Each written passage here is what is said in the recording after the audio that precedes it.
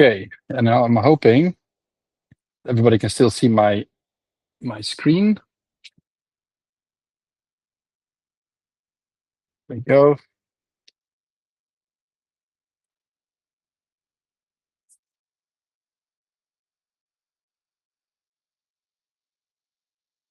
Yes. All right, there we are. Good evening, everybody. A little bit of technical difficulties there. Hope you're all having a great evening. I think we have quite a few people already in the chat. I'm hoping a few more will join us a little bit later. So for the ones that are here the first time, so I'm TJ from Passend Education. I'm on a mission to make gifted kids more happy, autonomous, and successful. And in our weekly Q&A sessions, I'd like to take the opportunities to answer questions from any of you in the audience or any of the parents that we work with to help you with your understanding of giftedness and how you can support the kids at home. And the questions that we had this week were a lot around what giftedness really is and how to support them at home. And what I think that we can do today is take a little bit of two older models to explain where giftedness and the concept of it comes from, as well as look at some models that are being used, particularly in the US, for gifted education that have also been a great inspiration for gifted education in the Netherlands, where our programs come from. And the two scholars in particular that I'm going to look at today are both Joseph Renzulli and Franz Monks. Renzulli has been a bit of a pioneer in gifted education, had a bit of a rocky start because he struggled to get published because his ideas at the time were quite novel. But now he's considered one of the most quoted scholars in gifted education. So I think all the work he's done is quite important for us to understand where gifted education as a whole comes from and how we can apply it at home and in the school. Monks is also a very important scholar. Unfortunately, he passed away about 6 years ago.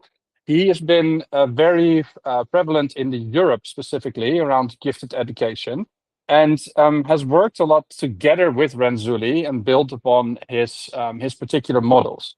And Monks, in particular, as a former president of the European Council of High Ability, has had a really big impact on the education system, like the Education Institute in the Netherlands that I studied myself. So whenever I look at works from any of my colleagues in the Netherlands, it's very obvious that his work comes back as well. So let's start off with an interesting question first. Like, see if some of you have been listening with me, or I would like to know what do you guys think giftedness is? So what is your definition of giftedness? And it's a question I've asked before. I've answered it many times as well, but I would like to see if there's potentially some changes there. So if you want to speak up and let me know, or you want to type it in chat, you're more than welcome to. What is your personal definition of giftedness? And there's no right or wrong answer in this because the scholars themselves never really agree on this. But I'd love to know what you guys think giftedness is. So give you guys a quick minute. Please open your mic. A little bit of interactivity would be awesome in this. Give it a small minute. Drum riff. Any hands? Or are we still, like, I understand that this is a question late at night. Maybe you all are eating and listening to what I'm doing. Okay, like as some of the questions will be coming in through the chat, I'll talk about what my definition of giftedness is. And then I'll talk a bit about what Renzulli mentioned giftedness is in particular.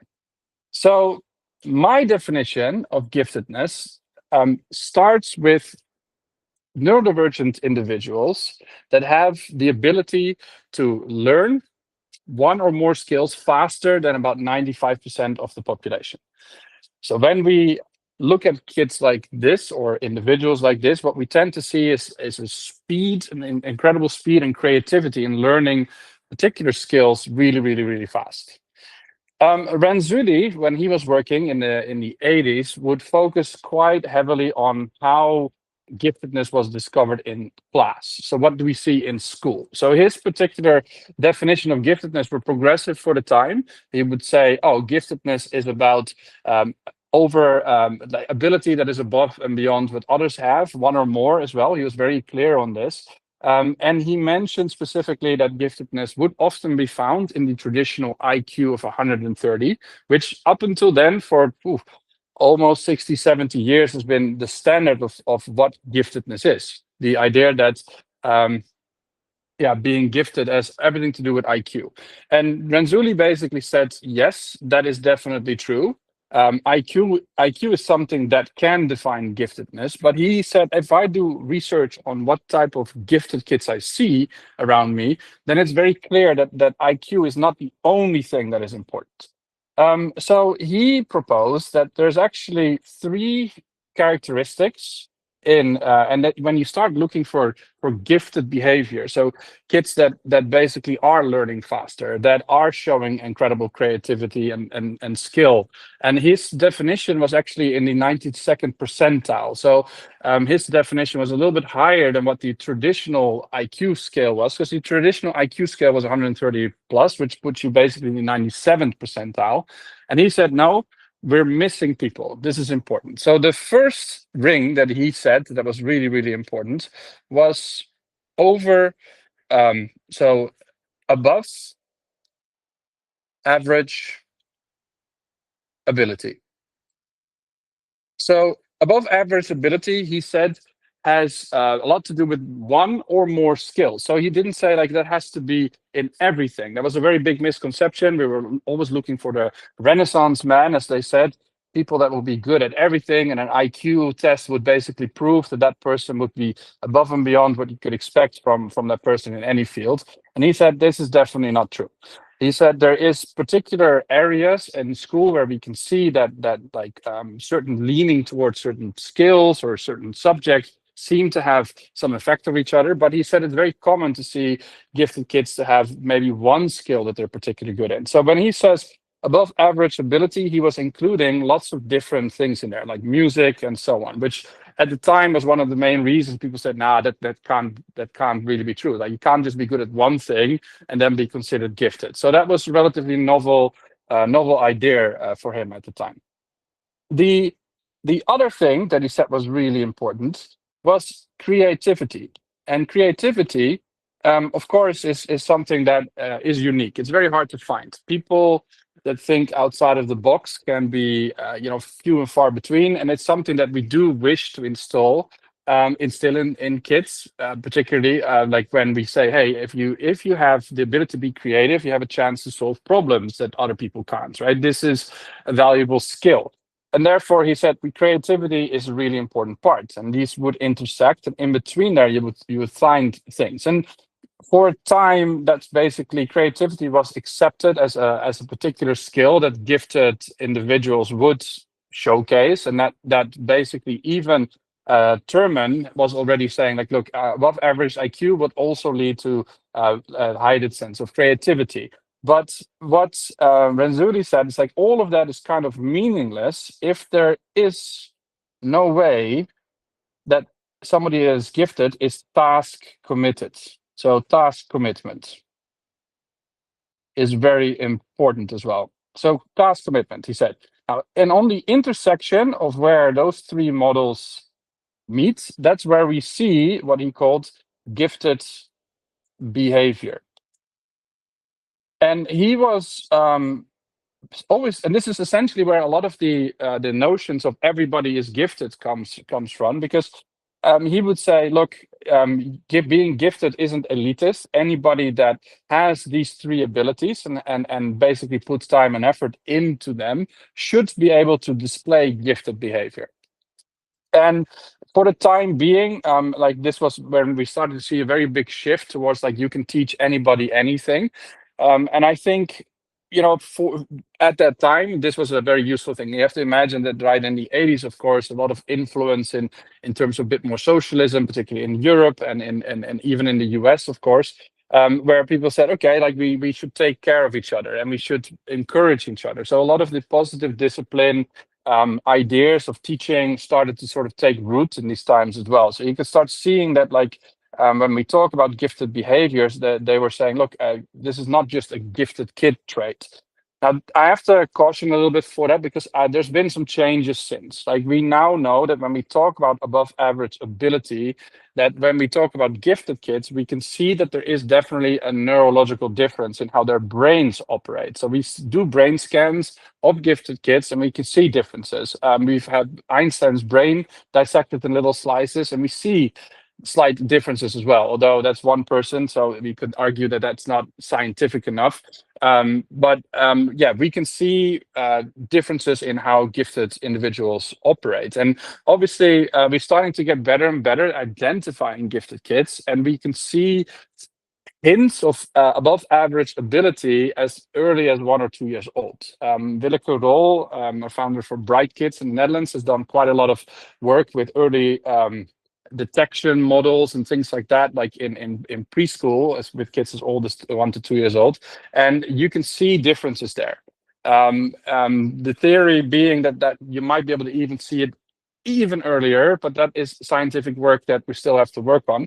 I have a very interesting bit of work from a colleague of mine, the Dr. Sven Matthijssen in the Netherlands, who's using stick figure drawings for really young kids, and he's seeing correlations between stick figure drawings to complexities and gifted kids as we later identify them. His work is still in its infancy, pun intended.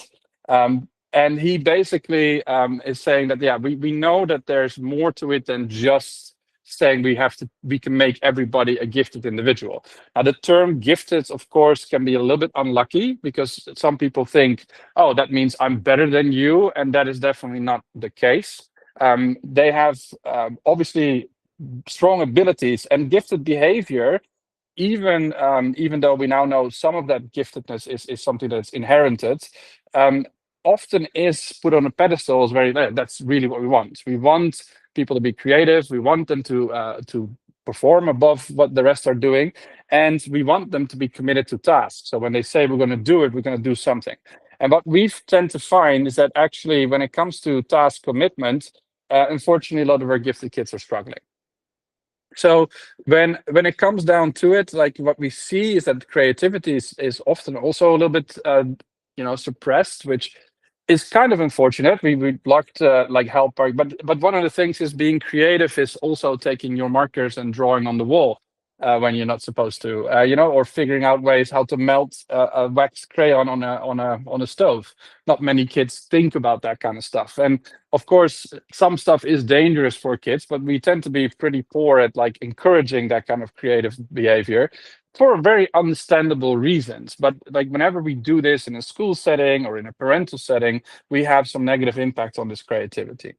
So that's Renzulli. Now, Renzulli didn't only do this. In a sense, it's a very simple model. It's okay, we have these three things, we have to work on them. That's great. But he did a lot more than just talk about these three rings. Although these three rings have been a great way of looking at how do we help kids? Because if I have a kid in my class, I can have a look at which of these things are we struggling with? And then if we assume that we can find the above average ability, then normally if we don't see the gifted behavior, one of these two things is not really right, which is their creativity is inhibited in some form, or the task commitment isn't working.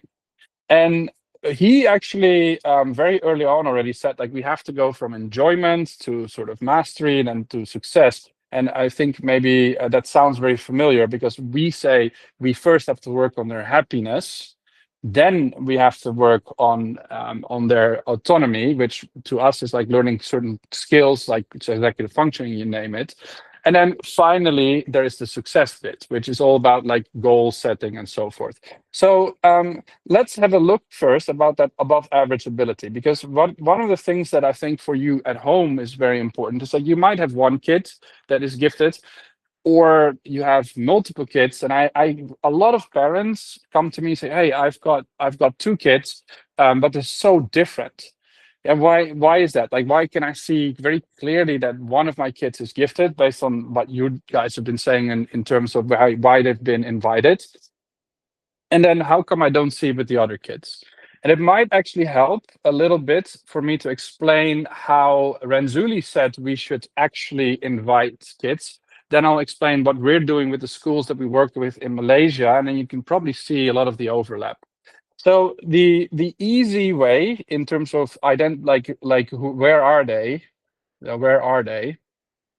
Right? Is one is like we look at the pool of um, academically strong kids, and this is where normally the IQ tests come in. So we take IQ tests, we take Cat 4 tests, which have been very useful in particularly in Help International and a few of the other schools. And basically, these are aptitude tests. So Cat 4 itself takes elements of an IQ test and then says, okay, well, for these 4 batteries, we can put kids in these particular percentiles, and then we select kids from that top percentile. And what is very interesting is that we set our criteria quite rigorous, but not too strict, because you don't want to miss potential kids. And we were expecting about 10% of the kids to fall in this potential gifted above average trait, and then we look for gifted behaviors as well. And funny enough, almost every school we work with, we get very close to 8%. So it's interesting that 80 years ago, Renzulli set that as a potential percentage, and we're actually hitting those percentages here as well. So I thought that was a very nice ironic number in a way. So first we do IQ and Cat 4. Then after that, like that's normally not enough. Kids, when they're not feeling well, they'll score badly on a test. If they're distracted or if they're bilingual, like there's lots of reasons why these particular tests sometimes don't work. Some of the kids I work with have had trauma, like from abuse or other things, and as a result, these tests don't always catch the kids that we want. So the second thing that we look for is teachers' recommendation. So teachers can recommend how, based on observations in class. This is relatively novel for a lot of Malaysian, even international school teachers, because in Holland, this is pretty common for us. Like we have a very extensive network of gifted and talented specialists. We have very clear guidelines from the top down by the government that state like how we have to find these kids. Like we don't particularly in primary, but it's actually when we can have the most impact on these kids. We really need to spend enough time to make sure that we find them. And it's like we are getting to the point in the Netherlands where we really going, okay, like what are the more creative ways in finding the kids that find creative ways to dodge our tests and observations. So we call it dynamic assessments in Passend Education, simply because what we do is we look at, okay, how are they acting before we engage with them in an intervention, and how do they start acting once we go on the intervention. And what is even better, if we have a little bit more time, is if we even tell the kids that we are testing them, and then we explain to them, hey, this is what we're looking for. And then we look at how much they jump compared to others.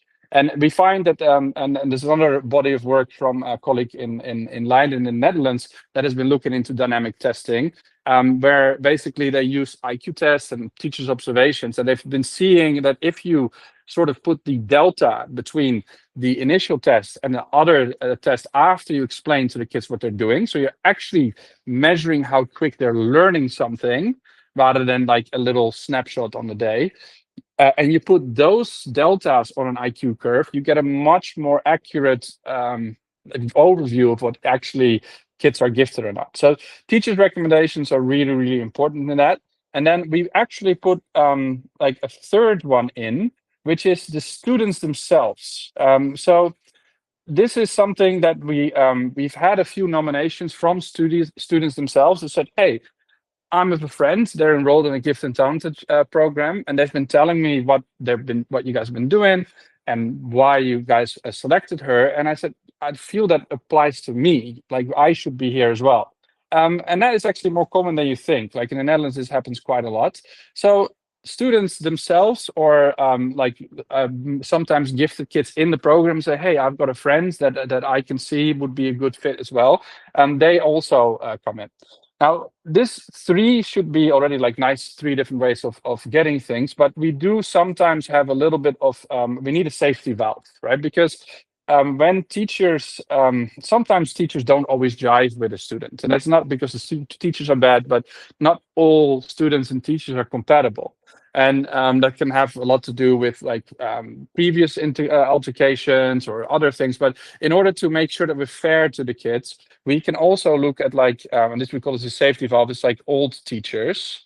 And then in particular, I call them the creative teachers. So the creative teachers are your music teachers, your art teachers, you name it. So we actually put a little bit more weight on the input of these older teachers, or teachers from a previous year, because they often have spent a lot of time with them, and particularly creative teachers look for different things that don't always manifest in a normal classroom. Right, so this is the way how Renzulli also recommends that we basically find these kids, and that was the basis of why kids are selected or not. Now in the US, most of these programs are led by government initiatives, so there's like a limited amount of space and money available for these kind of situations. Which is kind of a step up from where we are in Malaysia, because there is no money available for it at all. But the downside of the government doing it means that they were more focused on making sure that the people that really need it got in. And in a way, like even though a lot of this stuff is run in the international schools in Malaysia, the upside is there's a little bit more space, which means we don't have to be that strict to deny people like you can go in and you can't. And it's very that need to basically select people was also why people started challenging the idea of an IQ of 130 not being the only criteria. Because if you select somebody like a basketball player for a basketball team, if they're like one inch shorter than the others, it's not like, he's 1 inch shorter, he's not playing. You always look at like all the other stuff, like how strong are they on the ball, like are they committed, all these kind of things. So this is the important part around selecting the kids. Another thing that is kind of important, and I think a lot of you have heard about STEAM before, which started off as STEM. Most people know what a STEM. I sometimes ask teachers like, hey, where did that A go? Because arts sort of sometimes get forgotten in this. But actually, the definition that we were looking for above average ability, we felt that STEAM itself was not good enough. That we needed a little bit more. And what we decided is that like this one here is actually not art. So that's a very important thing to say. This is not art. Art actually for us sits here. Sorry, like art sits here. Because art is that creative thing. It doesn't really fit with all the other kinds of technological things immediately. Like they do have some overlap, of course, that's really important. But one of the reasons it gets a little bit forgotten is that because the people that tend to be really good at some of the other STEM elements often have nothing really to do with art. And we want to create that, of course, but it still feels like it's a little bit tagged on. And one of the things that STEAM actually forgets, I call it academics. So the A here we call academics. Academics, okay?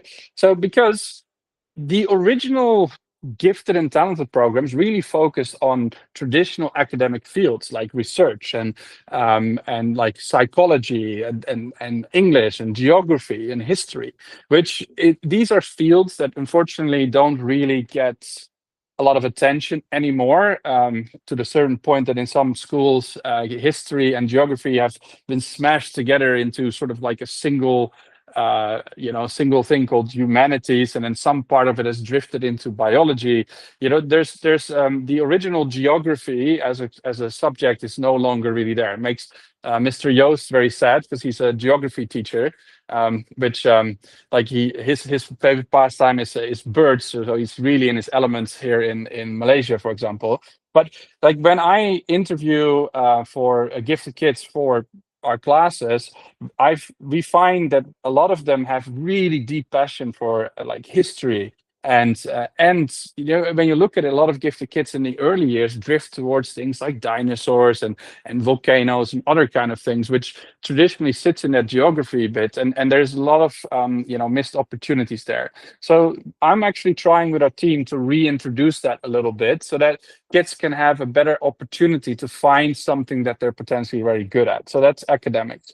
Now, the other ones are the same. So that is science, technology, economics, and math. But the other ones in Sage, and this the reason we went for Sage is because a lot of these things tend to sit a little bit on the spiritual well-being part of the side of the education is actually a bit forgotten is sports, right? So sports is one of those fields where actually being gifted can be kind of obvious.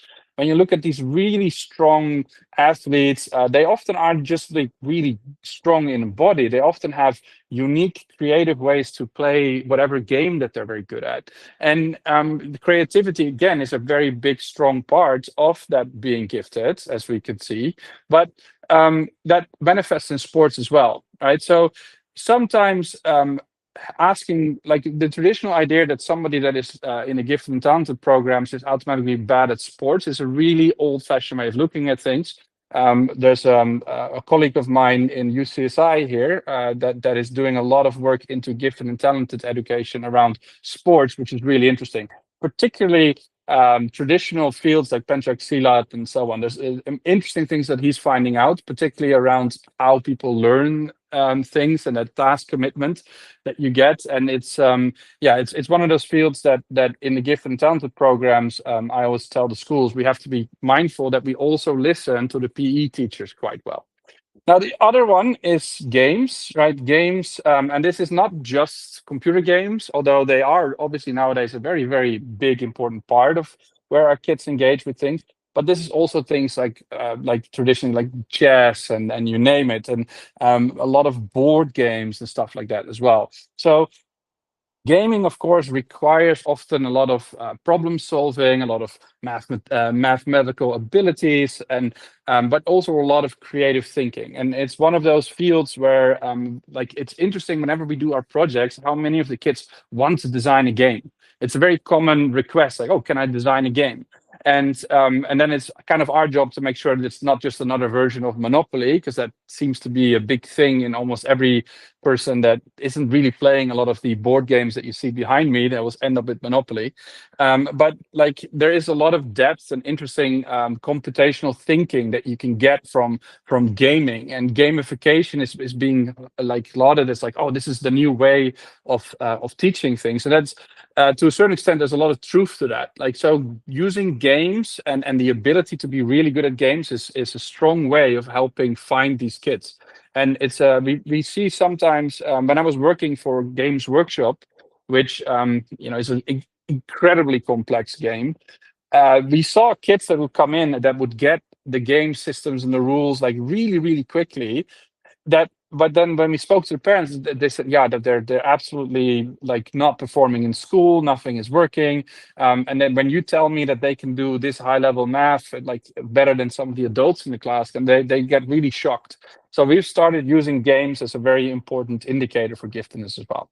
Now, and then the last one is empathy, because actually being really good at empathic ability and reading the room and understanding how things, why people, when they say things, they don't almost mean the same thing, that ability can be sometimes really strong with gifted kids. And funny enough, sometimes the antisocial behaviors that they build up are because their empathic abilities are going on overdrive. I've seen kids that are like 5 years old says, "Yeah, I don't want to talk to my teacher anymore because he or she constantly lies all the time." And there's a question there, so please go ahead. What Mr. Zain, I think, Rafisa, yeah, go ahead. Yeah. Hi, DJ. Can you hear Hi. me? Yeah, all good. Go ahead. Good. Okay. I just want to ask you a bit because based on my experience, this information that you shared just now relates quite well with my daughter at the moment. The other area that I can see is she's very interested in philosophy, Hmm. and her questions and her interests always caught me of that. Right. I'm not ready to answer. I don't know how to answer. I was like stunned, and Yes. so I don't know how to how to deal with it. Should I give her a book? Should I? Oh yeah, yeah, yeah. I mean, like, How? I'm totally so lost. okay. So the That, question is how not to really a help. question. I'm just want to share with you. I don't know what to do. Okay, okay. Right. Well, I mean, I would argue that like technically philosophy is sort of where all of it started. Like, so it's the ancient Greeks that sort of started, you know, like coming together and talking and philosophizing, like about everything in the world. Like, and it's essentially where the scientific method comes from. Like, it's so. I think when you see kids with that deep interest in any kind of philosophical works or whatever, I would say indulge that. Like, there's a lot of value to be had in taking books like from like there's a lot of ancient manuscripts from the Western philosophy, but also from Eastern philosophy, and like I mean I'm assuming is there's Islamic philosophers as well, right? Like which you can really open the mind for these kids with, and I think indulging the kids in that is a great way. So there's a few ways you can do that. I mean, there's a lot of stuff available online, but most of the philosophic books, like the Marcus Aurelius's like Stoic musings, for example. There's quite a few versions of that. You can just walk into a bookstore, and those will be there available to get. And those are good places to start. But yeah, Okay. you can like Aristotle, Confucius, like all these kind of philosophical works. There's direct translations of them, and I think it's actually kind of a good thing to sort of say, hey, here's two translations of the same ancient Roman manuscript or ancient Greek manuscript, and just have a look at like what the differences are between them, Yeah, it because can jump from philosophy, then suddenly become language, yeah, then get yes, history, and it's yeah. like jump everything. So it got Yes, yeah, absolutely, it got absolutely. become So rojak. You see? yeah, no, for sure. But I mean, indulging that is good because it means reading more. It's particularly like these kind of books, the actual works that they read so different, right? So it makes them see, oh, like, there's not just these simple other books that I've been reading. Like Harry Potter is great, like don't get me wrong, right? But there's more depth in a lot of other works as well. Like if you go further back, so yeah, by all means, like it fits very neatly in that academics section for sure. No doubt about that. I've actually used Stoic works with some of my one-on-one sessions with kids, where they could see like, look, the kids are struggling really with like letting go of their frustrations and anger, and it's very powerful to say, yeah, look, here's an emperor from 2,000 years ago that basically was just writing a diary to himself, and the things that you're struggling with, he was struggling with 2,000 years ago. So what was back then considered the most powerful man in the Western world struggled with same kind of questions about like how to behave and how to be ethical as we are here now. And there's a lot of philosophers from Islamic texts and the world that actually have similar kind of challenges that they deal with. So yeah, please share that. Like let her bring a book in to our sessions. That would be great if she brings Okay. it in. Thanks. No problem. So another one that I want to then go into is like how does this all fit in with what Renzulli sort of said in the school? So what does an enrichment model look like when the school really encompasses opportunities for gifted kids? Like one of his famous quotes is that like you need to help gifted kids actualize themselves by giving them the opportunities to engage with what they need in school. And he said a good school should have three types of enrichment throughout the curriculum that will help these kids really shine. So the first one he called type 1. This is exploratory enrichment. So we see this quite a lot with like little school trips and things like that nowadays, or you have like these introduction lessons where kids like try something new. And so this has started to become quite standard in a lot of international schools. But back in the 80s, this was like a completely unheard thing of. So that's, and type 1 is not just for gifted kids, it's basically for all of them.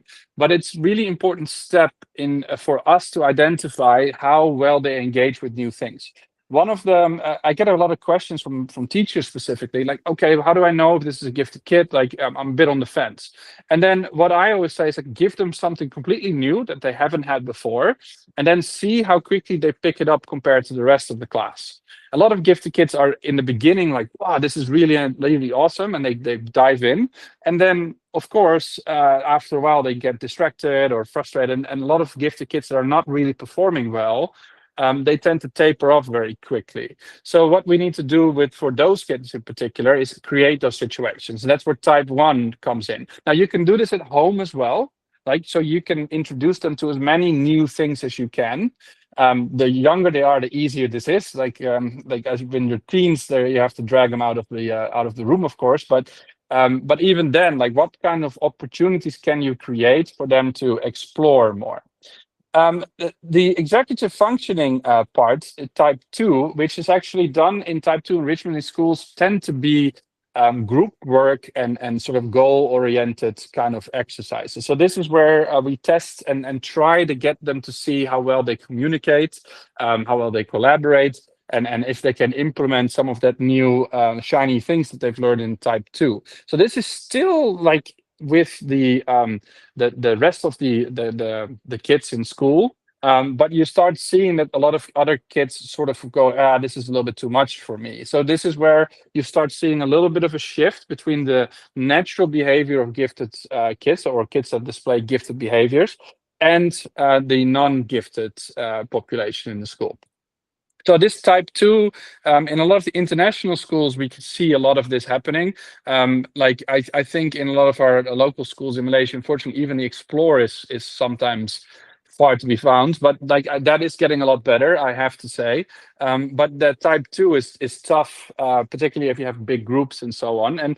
And this obviously takes sometimes a little bit more time than you think. So if you're in what you can do at home in the same kind of way is that you can do family projects to help your kids out. And this is where you can, again, like if you're not sure, if you have siblings you're not sure about, yeah, just do new things, make a group project around it with each other, and then see how quickly they again pick it up, and versus their other kids. And you'd be surprised how sometimes the one you thought, oh, this is definitely my gifted child, you go, oh, here's the little the middle, funny enough, mostly the middle kid that is struggling a little bit, that needs a little bit of more attention from us. I was talking to some parents the other day. Basically, they were asking me, hey, how come I'm just not seeing the two kids are so they're so opposite of each other? And what is interesting is that if you get positive reinforcement from parents, and you have an older sibling and they are obviously older and they're further ahead in math, then there is almost no point in trying to show how good you are in math, because your older sibling is going to outshine you. So they tend to naturally drift towards other elements that they like. So very common that you have one that is really strong in STEAM, and then the next kid is very strong in Sage, right? So all the arts and all the other stuff, or the other way around. So it's very common that is hard to see, which is why you have to allow for different kinds of activities. Now, the last one, type 3, is basically the basis of how IB schools function nowadays. But basically, this is 1980 when Renzulli already started saying this is actually what we need to do in type 3. And type 3 problem-based learning is basically telling them, this is a problem, here's the materials that you need, go figure it out and learn how to fail and all that kind of stuff. And this is hard for a lot of non-gifted kids, because this has to be a creative process. This has to be about like really strong task commitment. So problem-based learning is essentially what we do in all our classes a lot. Like here, and we purposely create problems as a result. So the question is like, oh, can I not just spend a little bit more? I can bring my own money in. It's like, no, we have to be quite firm on that kind of stuff when they want to work on their budget. And when they start shining in this, it becomes a lot of fun. What is actually kind of interesting is like this exploration phase is where we see kids become very happy right? Just coincidentally, because they get to try new things. We give them a lot of choice. The second bit is where they become autonomous. Autonomous, there you go. Because basically that's where they actually get to try things and think about, okay, I'm committing to this. I'm working in a group. I have to do all these kind of things. I have responsibilities. But the problem-based learning is where success sits. Because if you become successful at solving any kind of problem, then you can do anything in your life. So that is basically where we want them to be. What I find, I've been asking my students to say, okay, I want you guys to go on a journey to become challenge-seeking problem solvers. That is really the way. If you have that attitude, it's like, oh, I don't know how this works. I'm going to figure that out. Then the world is your oyster. And it's funny. This might reassure some of you as parents, because I'm sure some of you go, oh, my kid doesn't even know how to choose what to eat at night. Like, how do we get him there? Albert Einstein apparently didn't speak until he was 4 years old. And was called really dumb because he wasn't able to make any kind of decision until he was about 7, right? Because he was very scared to make mistakes at the time. Now he's now sort of the pioneer of saying, like, oh, you have to make mistakes to really learn things, else it's not interesting. So there is hope, even if you don't see that right now. Okay, so we go back to this. So again, like a little bit of a recap, we have above average ability, creativity, and then the task commitment. But there is another scholar, and this is Monks. And as I said, unfortunately, he passed away 6 years ago, 2020. He was a big proponent of integrating whatever you see here, because this is very focused on the academic side of things. Renzulli was very focused on academics. He said, no, there's more to it than this. Actually, what we need to do is we need to draw a triangle around this whole model. Oh, sorry. Because there is an outside factor to this. So if all of this stuff is inside the child, so the creativity is inside the child, the task commitment is their motivation, the above average ability is how they can do things, then actually there's 3 outside factors that are the most important. And the very first one that he mentioned is peers, right? So now we call our classes peer classes because we want these kids to find other like-minded children around them. Like, choosing the right kind of peers for your kids is really important. Really successful families have known this for years. Basically the influence that other kids with the same values as they have over each other is amazing. Like, so if we can instill a good ethical way of helping these kids finding each other, they actually accelerate a lot of things. The other thing that is important is their teachers. So their teachers, or in this case, or you could also say school itself, the actual thing is of course an important part. The kids spend so many hours there. A lot of teachers have role model characteristics, mentor characteristics. So what teachers do and how they interact with the kids has a massive impact on what we can do. And then the final one is the parents. So the parents or the home situation. Like, this is actually one of those things where you get like a lot of teachers to go, yeah, I try to do my best, and then like things seem to work, and then sometimes they go home and then everything seems to fall apart. And one of the reasons I've been spending a lot of time trying to do these sessions for all of you is because I think there's not a lot of support for parents in Malaysia specifically.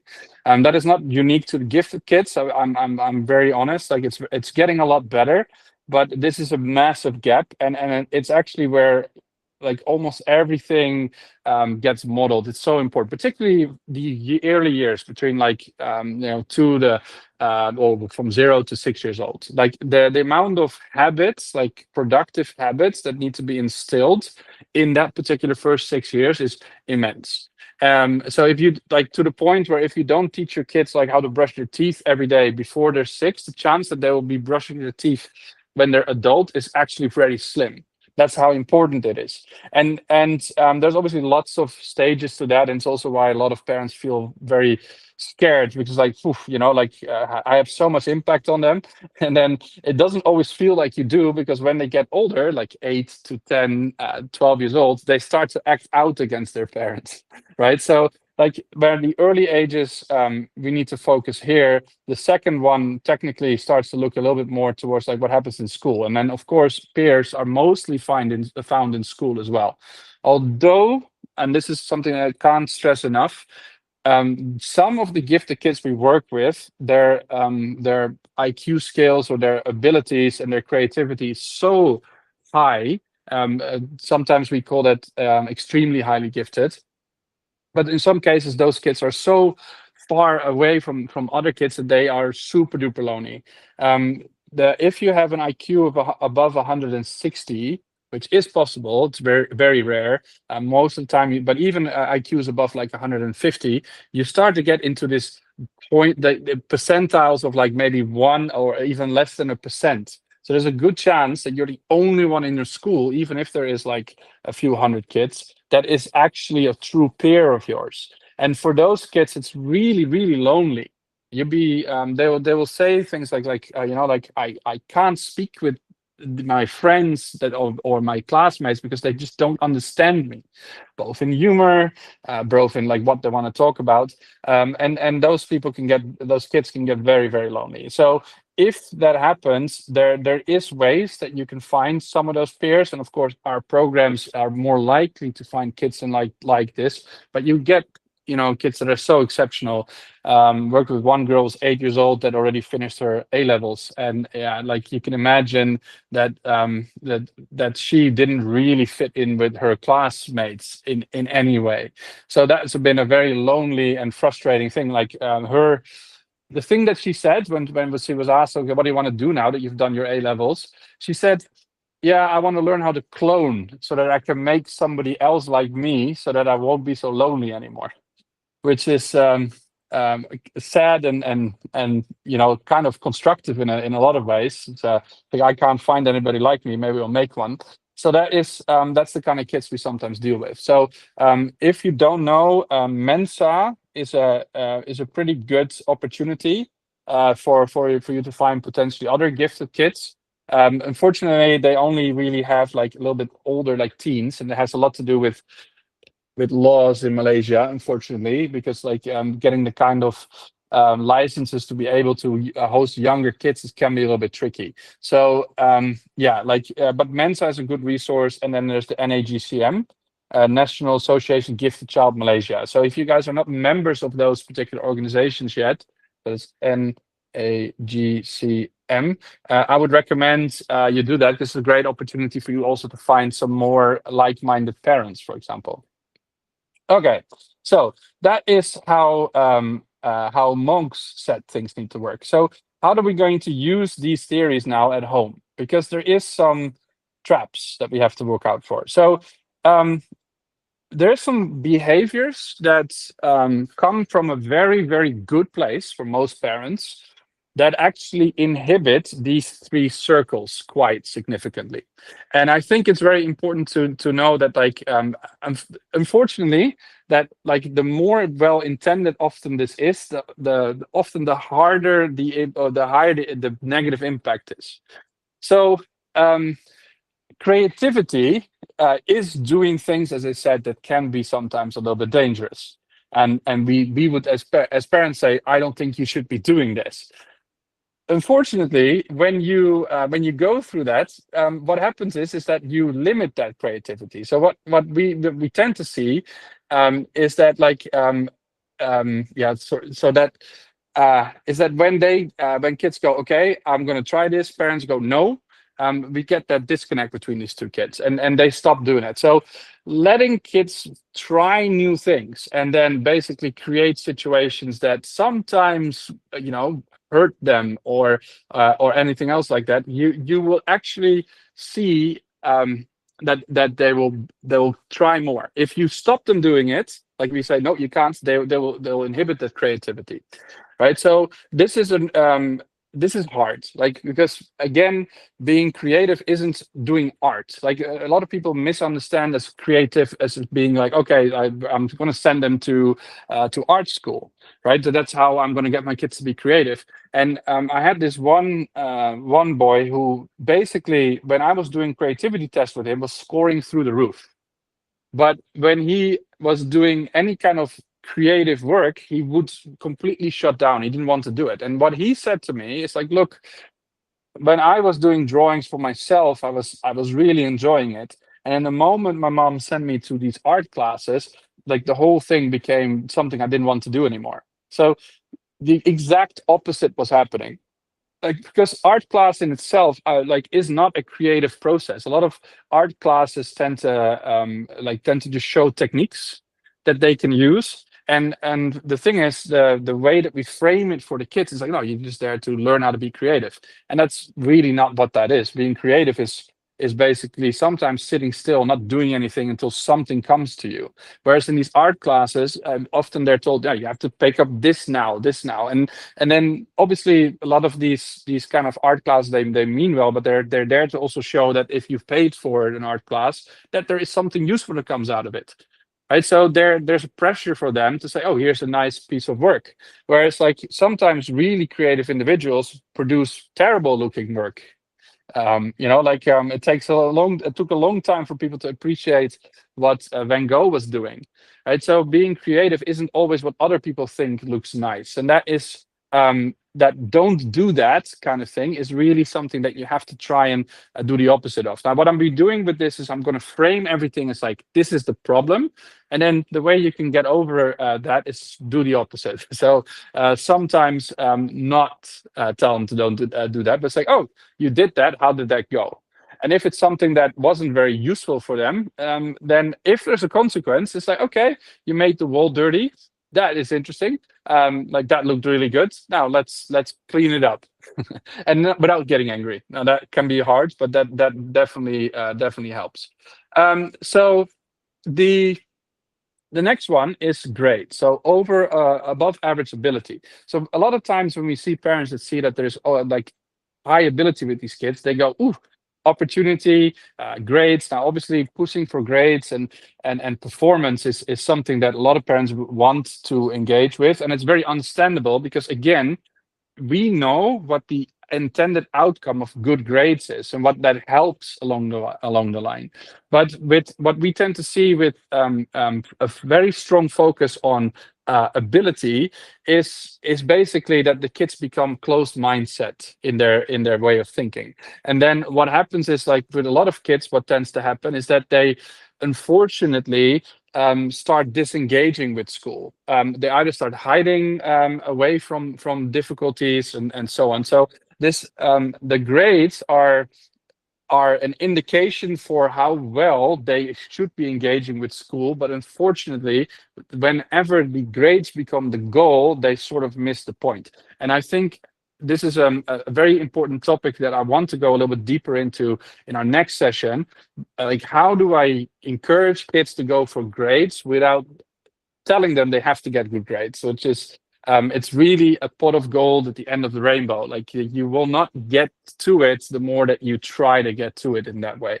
And that is a really big pitfall. So excellence in attitude towards task commitment is really, really good. Like focusing on just like the ability, saying, oh, you're just good at this, or you should be good at this, makes them very anxious. So keep that in mind. Now, the last one, I drew a little curling thing. I don't know if any of you watched the Winter Olympics. I know we're in the tropics, so there's not many people that probably are very invested in Winter Olympics the way that we are in the Netherlands, because we like ice skating. But one sport is called curling, and if you haven't seen it, it's where they have these big round discs that they slide over the ice, and then there's a bunch of dudes in front of it, or ladies, that are basically like polishing the ice to make the actual thing slide smoothly and further. And in the Netherlands, we have a specific term for this overprotectiveness that we can see in parents sometimes. Again, coming from a very good place, trying to make sure that the kids don't run into the challenges that maybe the parents have run into themselves. But when you are polishing the ice and basically flattening away any kind of consequence or obstacle, what we see is that the task commitment goes down, right? Because you essentially there is no reward either for doing things that way, because you were not the one who was actually doing something challenging, right? So they don't learn how to commit to a task. And if they do commit to a task, it's often about fear, right? Because then they're told like, hey, like the world is scary, I'm going to try and solve everything for you. Right? So this is the biggest pitfalls that we see. Creativity, telling them don't do that or do it this particular way. When it comes to closed mindset building, an over focus on grades at the wrong time. Right? Grades are important, but you need to know when to talk about them. And then the last one is to being too overprotective. Now, I have a few more minutes left, and what I wanted to do is, if there's some questions around this, please interject and let me know.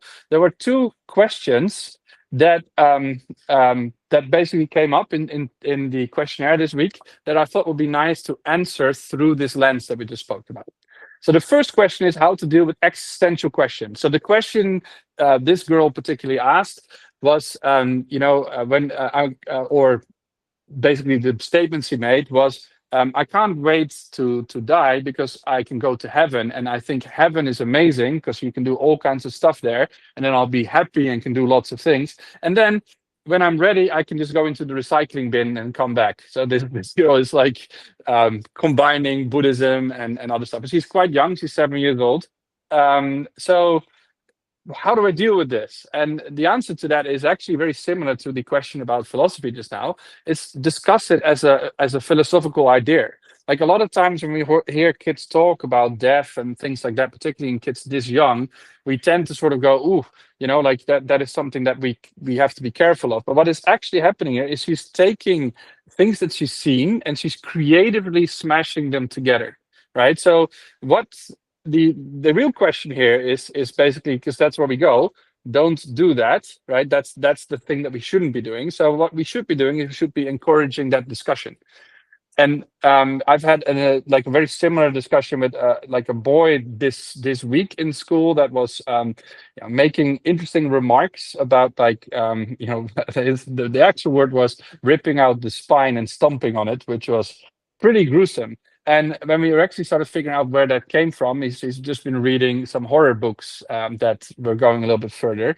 And when we really went deeper, there was not a lot of malice in there. So what we did is we said, okay, well, how does that relate to other books that are horror books where things are not gruesome? And then we asked them to say, okay, if you read this for younger kids, what would happen? And he was actually quite understanding. Oh, yeah, that's probably not something that's very good.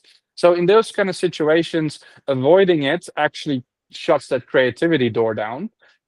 Talking about it in a positive light and talking about the opportunities you have now to build before you go to heaven is probably the more constructive and fun way to deal with that.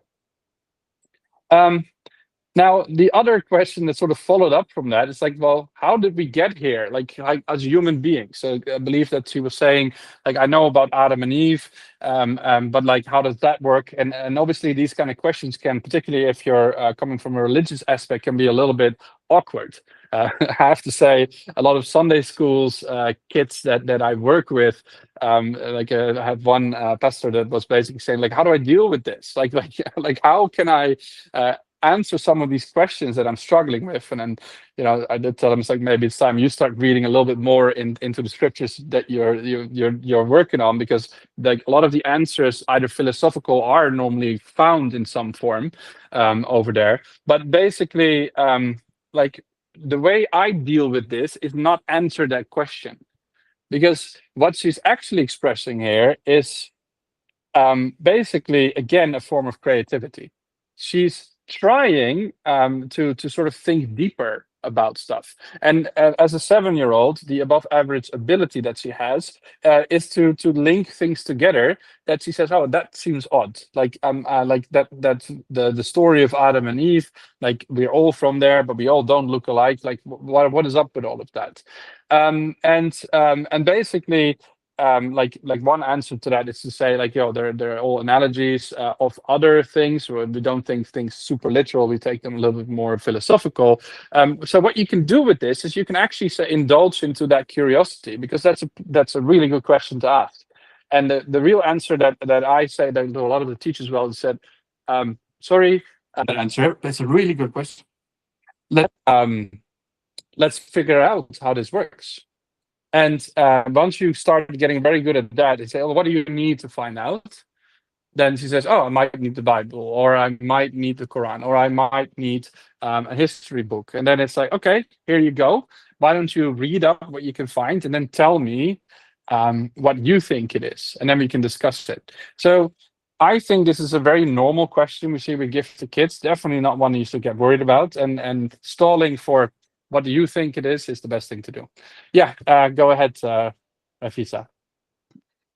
Sorry, another question is when you say that get them books. So do we find books like age, like for their age, or we can give them like uh Older books. old books?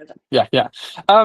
So the best way to make that work is bring the kids with you and then ask them to have a look inside. And if they say, well, that seems a bit childish, get an older book.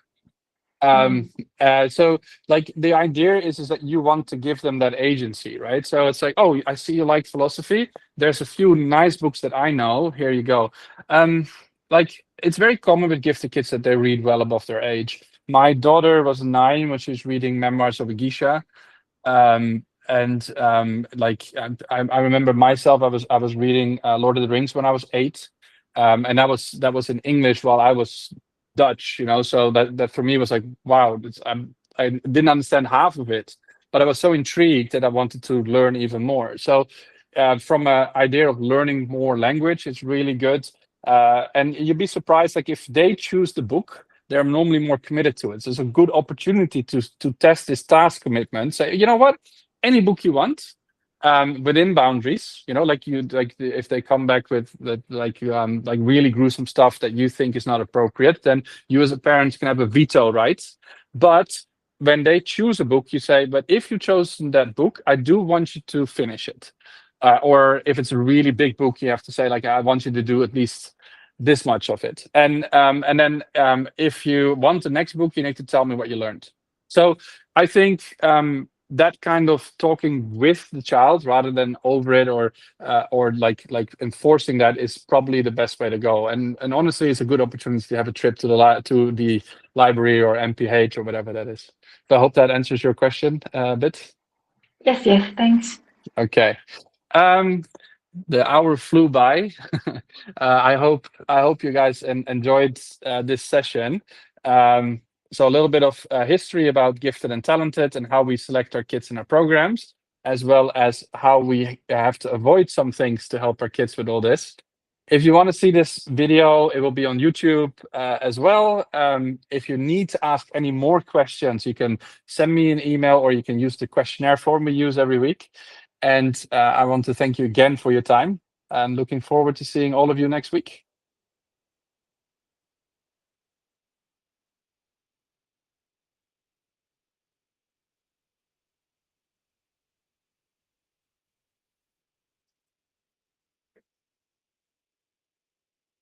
All right, no problem. See you soon.